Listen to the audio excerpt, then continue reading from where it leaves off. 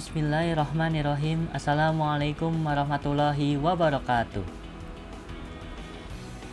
Hello everyone. Best wishes for all of us. May we always be given help by God in these several situations we are facing right now in the fight against coronavirus. We are from Group 4 of the Introduction to Language course 19DA. In this presentation, my name is Alvin Haryaputra with my colleagues Aprilia Anggrani and Elga Asmarani Galileo are going to discuss material about sound patterns. Generally, this material explains how linguists represent the flow of speech and outlines the main symbols used for sounds of English. It also discusses ways of describing stress and rhythm. But specifically, what are we going to discuss at this PowerPoint? This is the concept map. The first, we are going to discuss about definitions, linguistics, and language. The second, we are going to discuss about the implication between linguistics and sound patterns. The third, we are going to discuss about the importance of sound patterns. The fourth, we are going to discuss about the differences between phonetics and phonology. The fifth, we are going to discuss about how our speech sounds made. The sixth, we are going to discuss about how many different sounds do language use. The seventh, we are going to discuss about how does sound travel through the air. The eighth, we are going to discuss about how is it registered by the ears. The ninth, we are going to discuss about sorting out the basic sounds. The 10th, we are going to discuss about the phonemes of English. 11th, we are going to discuss about allophones.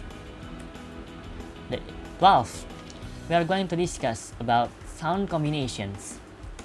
The 13th, we are going to discuss about shared properties of phonemes. The 14th, we are going to discuss about non-segmental phonemes. And the last one, we are going to discuss about metrical phonology. Okay, firstly, we are going to discuss the earliest part, the first topic of our presentation, the definition.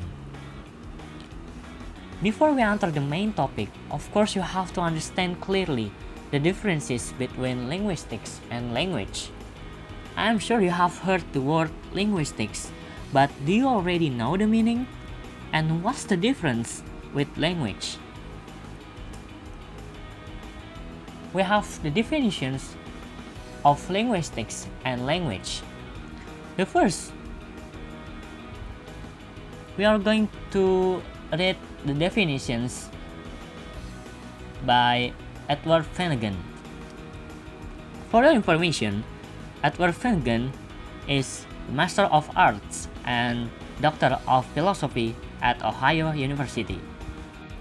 He states that linguistics is a study field about how it plays a central role in reflecting and creating the interactive and cultural settings of talk, based on the Fesselt and Connor Linton book with the title An Introduction to Language and Linguistics, published in 2006. We also have the definitions of language. Ronald Wardow,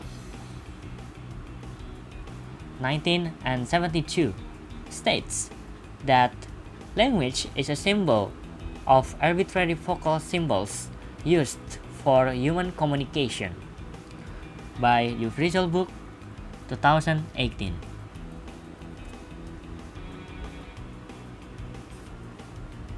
By looking at the explanations of these definitions, I am sure you still don't understand clearly what the difference is. Okay, we will go to the comprehension slide. Well, we can compare all aspects with a tree, land, or soil as signs, or knowledge. We all know that there are many types of science. What do you know? Natural science, social science, or applied science, or the other science. For example, we assume this root as a natural science. If we talk about natural science, of course it will be talking about nature. Nature, we assume with a trunk that will support and build the subject above it. Natural science, as we know, there are 4 main branches. We can mention them such as biology, physics, chemistry, and geoscience. These branches as a result of what has been determined below with the root, natural science. As I said previously, there are many types of science. On the same line, certainly it's not only one tree that can grow on it. There's not only one type of tree. Okay, we are going to the different type of science, linguistics. As the previous picture, the role of linguistics is same with the role of natural science. If the natural science talks about nature, linguistics talk about language. Language is like a trunk that can determine what we are talking about, like a trunk that prop up all the branches above it. Therefore, if we talk about language, it means that we will talk about phonetics, phonology, morphology, syntax, semantics, and pragmatics. But because in these presentations we got the material or topic about sound patterns, so we will talk about phonology and phonetics. Before we go to the next slide, I just want to make sure you get the clear understanding from my explanation. You can infer that linguistics is the major science, a database for the study of language, and language is the aspect learned in it. Okay, next. The implication between linguistics and sound patterns. We have explained in the first concept about the definitions that linguistics is the study field about how it plays a central role in reflecting and creating the interactive and cultural settings of talk. We can underline the last word, talk.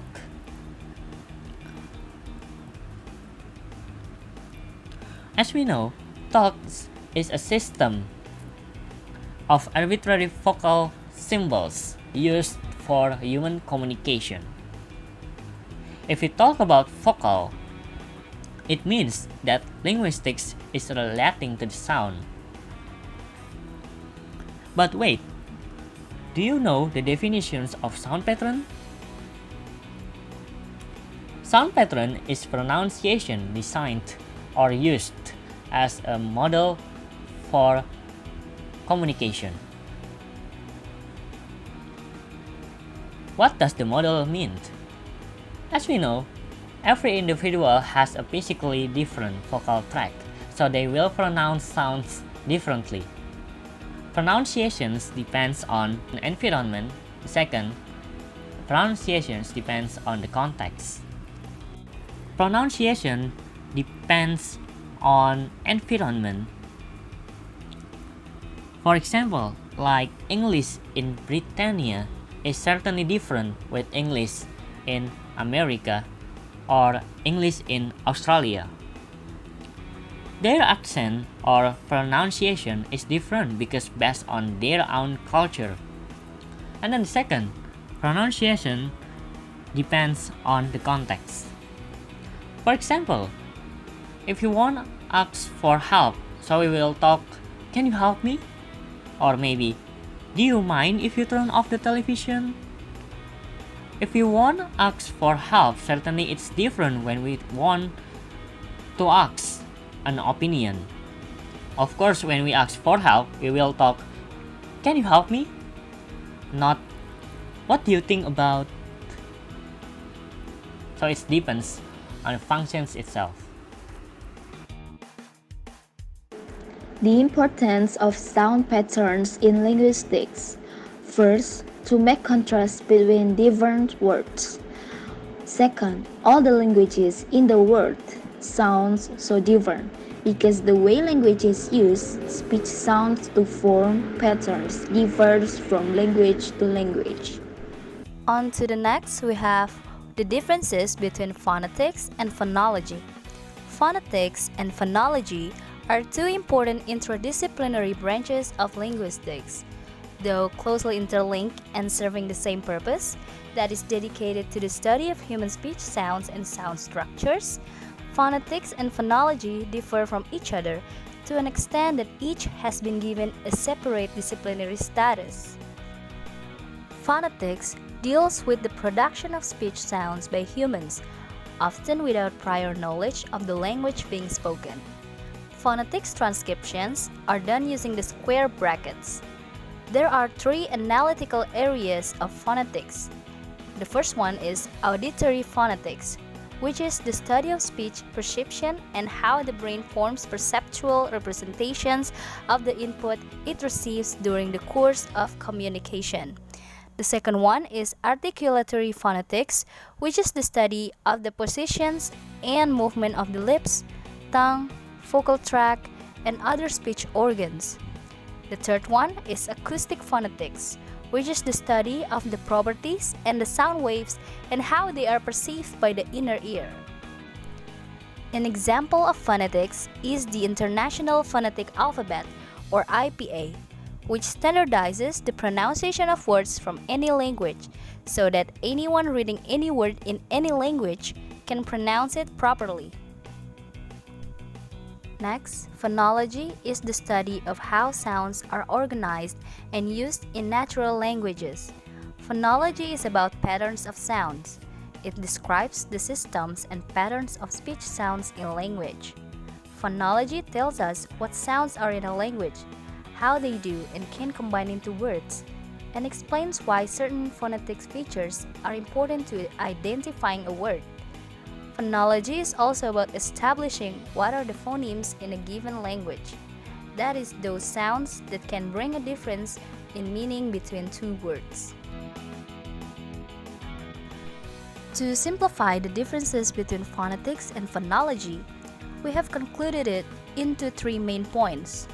The first point is, phonetic is not limited to a particular language, whereas phonology can be studied limited to one language only. It means phonetics analyzes the production of all human speech sounds, regardless of any language it is dealing with, while phonology analyzes the sound patterns of a particular language by determining which phonetic sounds are significant, and explaining how these sounds are interpreted by the native speaker. So in short, phonetics is general and phonology is particular.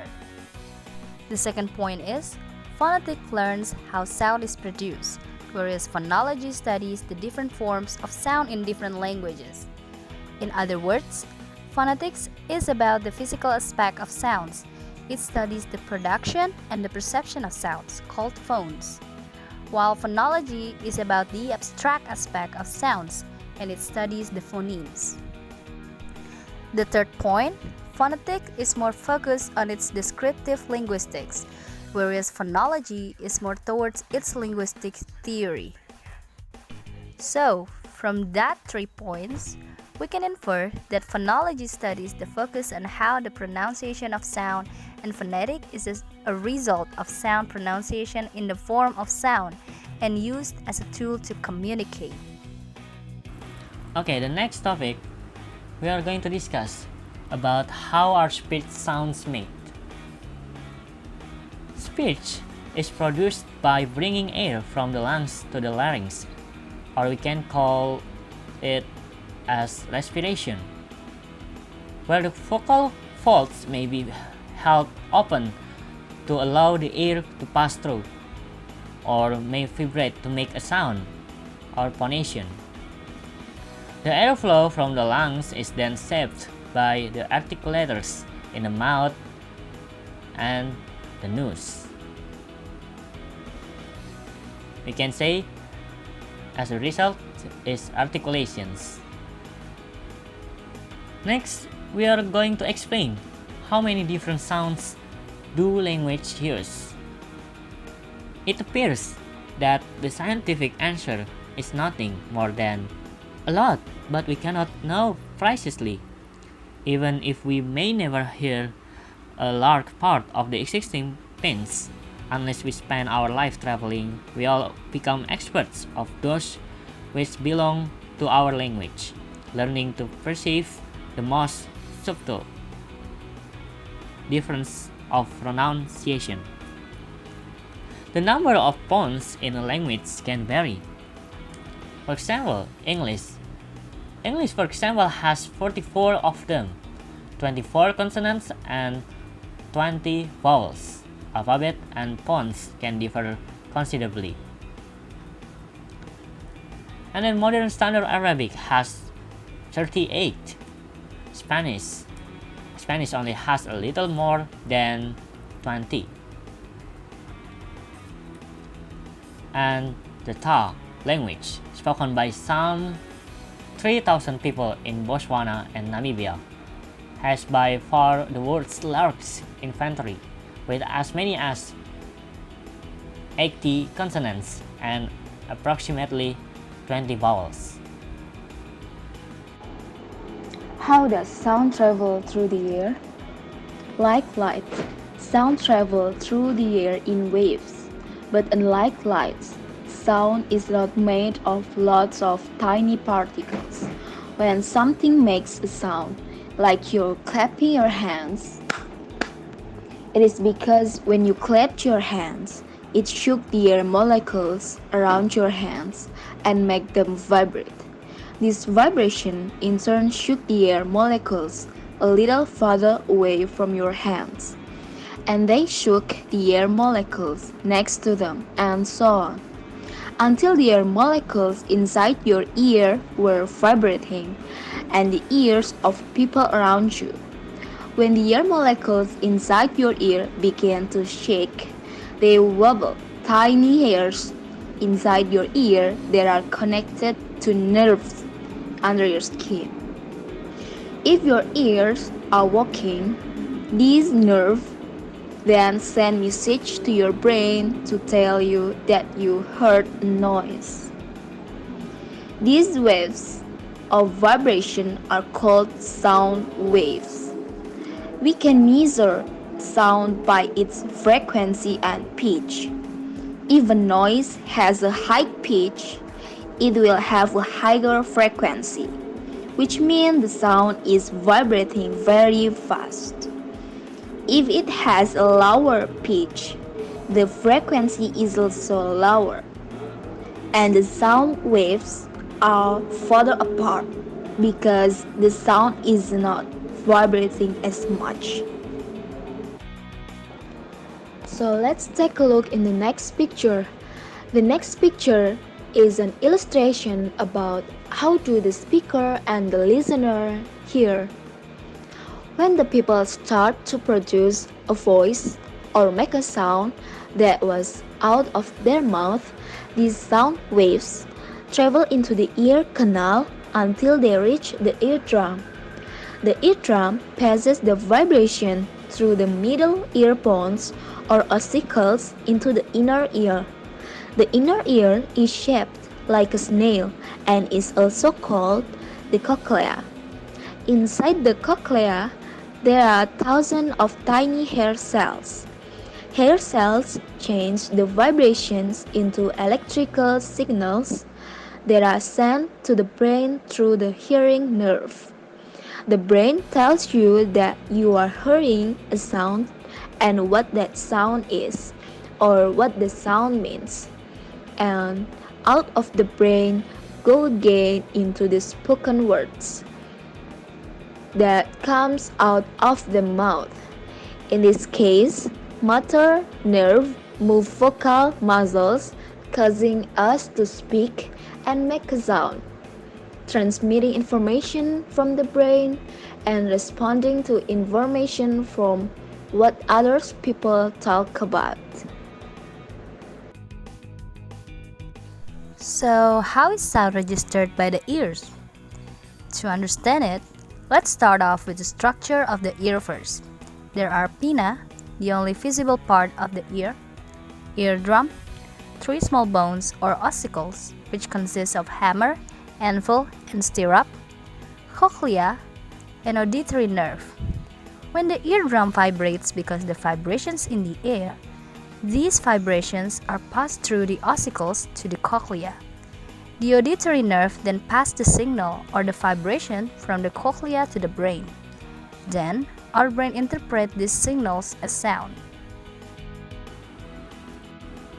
Linguists, then, when they are concerned with sounds, abandon conventional spelling for the purpose of representing spoken utterance and use one of the many specially devised systems of notations in which one symbol represents one sound.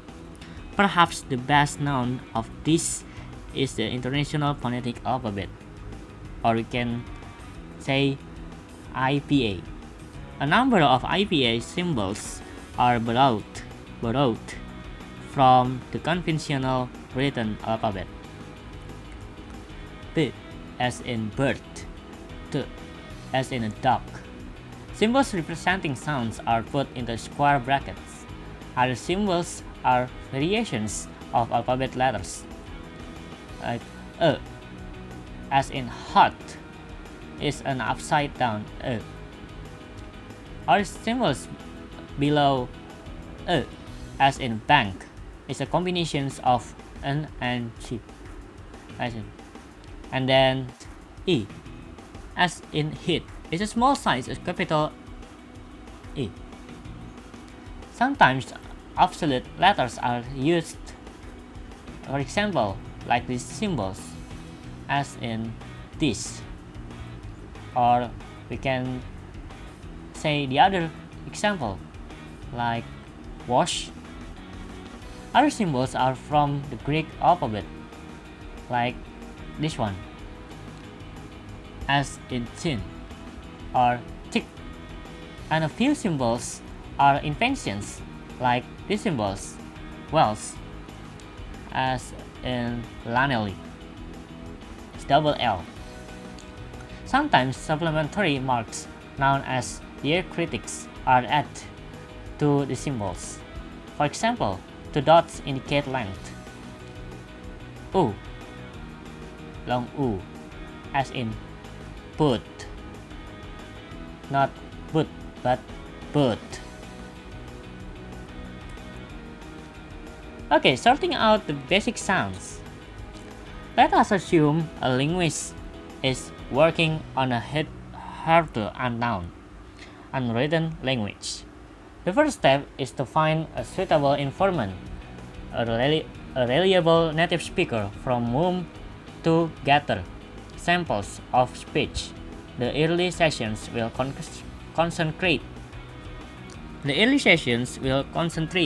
on the accurate transcriptions of sounds, dealing at first with the single words.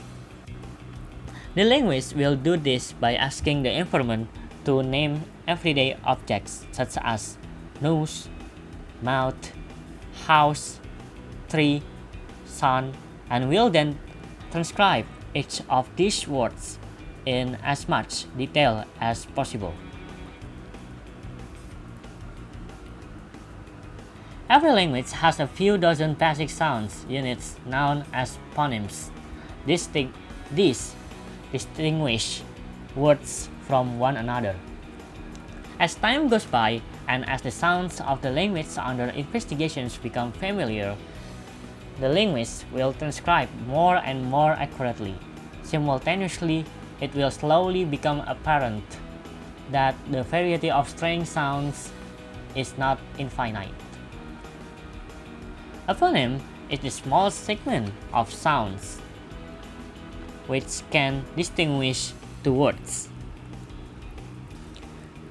For example, take the words beat and beat. These differ only in their initial sound. Pit begins with P and pit begins with P. This is the smallest amount by which these two words could differ and still remain distinct forms. Any smaller subdivision would be impossible because English doesn't subdivide P and B. Similarly, take the words pat and bit in the second example. These differ only in the vowel. Once again, this is the smallest amount by which these two words could differ. There is no English sound halfway between E and I. Therefore, P, T, E, E are all phonemes of English. Symbols for phonemes are normally put into slant brackets. Pairs of words such as pit and bit, pit and pat, which differ by only one phoneme, are known as minimal pairs, and one way to identify the phonemes of any language is to look for minimal pairs. The phonemes of English. Consonant. P as in pill. B as in bill. T as in thin. D as in tin. K as in cut. G as in gut. As in meat. N as in need. As in the end of the word sing. As in lake. As in rake. F as in fast. V as in vast. Th as in thin. Th as in then. S as in sink. Z as in zinc. Sh as in ship. Z as in beige. H as in hat. Ch as in chin. J as in gin. W as in wet. Y as in yet. And then the vowels. A as in the middle of pat. As in the middle of par. A as in the middle of pat. E as in the middle of pit. E as in the middle of pit. O as in the middle of pot. O as in the middle of part. U as in the middle of put. U as in the middle of put. As in the middle of pot. As in the middle of bird. As in ago. A as in bay. I as in the middle of buy. Oi as in the middle of boy. Ow as in the middle of bout. O as in the middle of boat. Ear as in the middle of beer. Air as in the middle of bear. As in door. Okay, take a look at the next topic, allophones. Allophones are variant forms of phonemes or basic sounds. Anyone who learns to speak a language needs to be aware of this variation. The amount of variation differs from the phoneme to phoneme, like this picture. For example, consider the English phoneme L. This has one form at the beginning of a word and another form at the end. In a word such as lip, the first consonant is a clear L. In Phil, the tongue tip is in the same place, but the back of the tongue is raised, resulting in a dark L.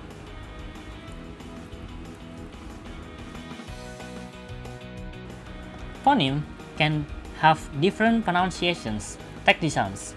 K. It comes out with a puff of air in the word kite, but not in the word sky. The sound k and k are different. The same goes to n and m in the word input. I have heard that word pronounced both input and input, making n and variants of the same sound, allophone of the phoneme end. And then the sound k, k and k show up in a different place. K after s. Here only sky, scan, skirt. But k at the beginning of a word we can hear can, keep, cool. These allophones show up in different environments. Where we find one, we won't find the other, and vice versa. That kind of mutually exclusive relationship is called complementary distribution.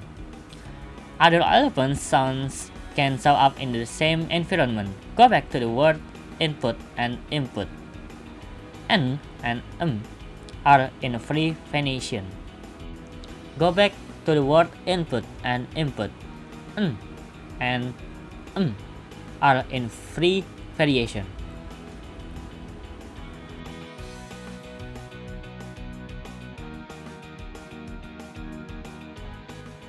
Let's move on to sound combinations. To identifying and analyzing the phonemes of a language, a linguist must also figure out ways in which the phonemes may be combined. Every language has certain sequences of sounds that are allowed and others that are not. Every language allows different combinations of phonemes. For example, in English, a word which begins with 3 consonant-type phonemes always obeys 3 strict rules. First rule, the first phoneme must be s. Second rule, the second phoneme must be p or t or k. Third rule, the third phoneme must be or r or w or t. The result is that all words beginning with 3 consonants are words like spring, string, or splendid. We never find words such as bling, still, or tended. To compare it with Bahasa Indonesia, the word which begins with 3 consonant-type phonemes is only have skr phoneme. For example, skrup and skripsi. The rules that organizes the consonant is called consonant cluster. A consonant cluster is a combination of 2 or more consonants.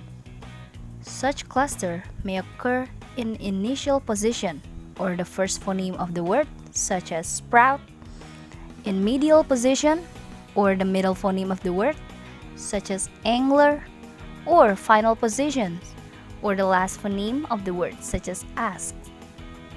To explain about shared properties of phonemes, take the English phonemes p, t, p, t, and First, these all share the property of being consonants, or we can call it consonantal. Second, p, t, are all voiced. That is, they are pronounced with a vibration of the vocal cords. If you put a hand on your Adam's apple and say the words put, tut, and mut, and say the words pit, tit, and met, you can feel this happening. You can also feel the vibration stopping when you get to the t at the end. The third p, p, are pronounced with the lips and so share the property of being labials. From the Latin word for lip. The fourth, when is spoken, air is expelled through the nose. Therefore, we can call it as nasals, from the Latin word for nose. The list of shared properties could continue for some time. However, linguists differ quite considerably as to which features they consider important. Labial, for example, is sometimes omitted, and a combination of other features used in its place. Okay, we do the exercise. For example, the consonantal n. Is it voiced? What do you think? When you pronounce nt and put your hand to the Adam's apple, and is there a vibration? Yes, voiced. Nt is voiced. And then, is it labial? If when we pronounce it with the lips, nt, what do you think? Yes, the answer is no. Okay, the last one, nasal. When we pronounce nt, the air is expelled through the nose. The answer is yes. Any feature which distinguishes one phoneme from another is called a distinctive feature. A group of sounds which share important features in common, such as the group of nasals, are known as a natural class of sounds. Non-segmental phonemes. Non-segmental phonemes are distinguished by differences in the rise and fall of tone. Tone is the use of pitch in language to distinguish lexical or grammatical meaning, that is, to distinguish or to inflect words. All verbal languages use pitch to express emotional and other paralinguistic information and to convey emphasis, contrast, and other such features in what is called intonation. But not all languages use tones to distinguish words or their inflections, analogously to consonants and vowels. To have these features are called tonal languages. The distinctive tone patterns of such a language are sometimes called tonemes, by analogy with phoneme. Tonal languages are common in East and Southeast Asia, the Pacific, Africa, and the Americas. As many as 70% of world languages may be tonal. The four main tones standard Mandarin, pronounced with the syllable ma. Ma, level tone, and the meaning is mother. Ma, rising tone, and the meaning is hemp. Ma, dipping tone, and the meaning is horse. Ma, falling tone, and the meaning is scold. And last, we have metrical phonology. English words have their own rhythm, an interplay of stressed and unstressed syllables. The charting of such rhythms is known as metrical phonology. This charting is represented formally by metrical trees and grids. Take a look at the examples of metrical grids. In a grid, the most stressed syllables is the one that is dominated by the most number of stars. In the word happiness, the most stressed syllable is ha, and the least stressed syllable is p. Therefore, we have to pronounce it happiness. This rhythm is not just a sequence of different stress levels. It has an internal structure, which can be represented on a tree diagram. Tree diagram shows the overall structure of the rhythm better than a grid of stars. It shows how strong and weak syllables alternate and indicates that each syllable can be regarded as a subportion of a larger unit. As you can see, some words have been split into a strong portion with the symbol S and a weak portion with the symbol W, and they can be subdivided further. Finally, we have reached to the conclusion. The first, linguistics cannot be separated by sound patterns.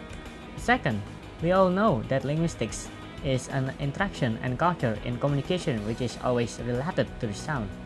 The third, the importance of sound patterns are to make contrast between different words and to form patterns differs from language to language. The fourth, in sound pattern there are phonology and phonemes.